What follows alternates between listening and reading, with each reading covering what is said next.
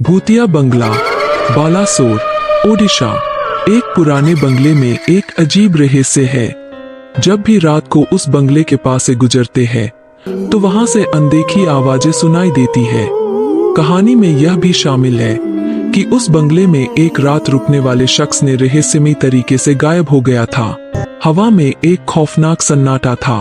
बालासोर के गांव में रात का वक्त मानो समय ही ठहर जाता था। दूर एक अकेला बंगला खड़ा था, सालों से वीरान। इसकी टूटी खिड़कियां खुली आंखों की तरह घूरती थीं और जर्जर छत मानो किसी भयानक राज को छुपाए हुए थी। गांव के बुजुर्ग कहते थे, इस बंगले में एक आत्मा रहती है। कई साल पहले एक अमीर व्यापारी यहाँ रुका था, लेकिन सुबह तक उसका कोई पता नहीं चला। बस इतना पता चला कि रात भर अजीब चीखें सुनाई दे रही थीं। अमन, एक युवा इतिहासकार, रहस्यों को सुलझाने का शौकीन था। वह इस बंगले के किस्से सुनकर रोमांचित हो उठा। उसने गांव वालों को मनाया और आखिरकार एक रात उस बंगले में रहने की इजाजत ले ली। सूर्यास्त के बाद अमन अकेला बंगले की तरफ चला। टूटी हुई जाली का दरवाजा खोलते ही उसे ऐसा लगा मानो ठंडी हवा उसकी रीढ़ की हड्डी में समा गई हो। अंदर का अंधेरा घना था। सिर्फ टॉर्च की रोशनी में उसने देखा कि बंगला पुराने फर्नीचर और धूल से भरा हुआ है। दीवारों पर टंगी तस्वीरों में उदास चेहरे थे, मानो वे भी इस रहस्य का बोझ ढो रहे हों। रात गहराती गई। अचानक अजीब सी सरसराहट सुनाई दी, मानो कोई अदृश्य चीज दीवारों के पीछे घूम रही हो। अमन ने टॉर्च घुमाई, लेकिन कुछ भी नहीं मिला। फिर हवा में हल्का सा ताल ठनका। दूर से आने वाला कोई गीत लग रहा था, लेकिन वो उदास और भयानक स्वर वाला था। अमन का दिल दहलने लगा। कुछ देर बाद एक खिड़की जोर से पटकी। अमन दौड़कर वहां गया, लेकिन खिड़की तो खुली ही थी। हवा में सिर्फ पत्तों के सरसराहट की आवाज आ रही थी। अचानक अंधेरे में किसी के हंसने की आवाज सुनाई दी, तेज तीखी हंसी जो अमन की रूह को कंपा गई। वह घबरा कर पीछे हटा, टॉर्च की रोशनी इधर उधर घुमाते हुए।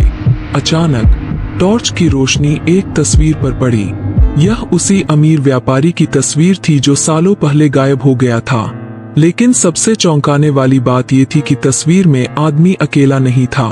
उसके पीछे धुंधली रोशनी में एक और चेहरा दिख रहा था। एक महिला का चेहरा, उदास और गुस्से से भरा हुआ। अमन को अचानक समझ आ गया, यह कोई भूत नहीं था।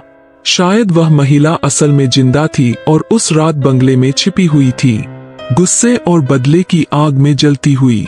शायद उसने ही उस व्यापारी को मारा था। अभी अमन इस बारे में सोच ही रहा था कि अचानक टॉर्च की बैटरी खत्म हो गई। अंधेरे में उसे लगा मानो हर कोना कोना उसे घूर रहा है। वह चीखा, कौन है? बाहर आओ। लेकिन जवाब में सिर्फ सन्नाटा था। गांव वालों को सुबह खबर मिली। वे दौड़कर बंगले की तरफ आए। अंदर का नजारा उन्हें भी हिला कर रख गया। अमन गायब था। सिर्फ टूटी हुई टॉर्च और दीवार पर खून का एक छोटा सा धब्बा बचा था। कुछ दिन बाद गांव के पास नदी किनारे एक लाश मिली। पहचान मुश्किल थी, लेकिन कलाई पर एक पुराना कंगन था। वही कंगन जो उस महिला की तस्वीर में था। अब सवाल ये था कि असल में हुआ क्या था? क्या अमन ने सचमुच उस महिला की आत्मा देखी थी, या वो सिर्फ उसका ख्याल था? और वो महिला सच में जिंदा थी, या ये भी कोई भ्रम था? बंगला का रहस्य और गहरा हो गया। क्या वो वाकई में भूतिया था, या फिर किसी भयानक अपराध का गवाह? ये सवाल आज भी अनसुलझे है।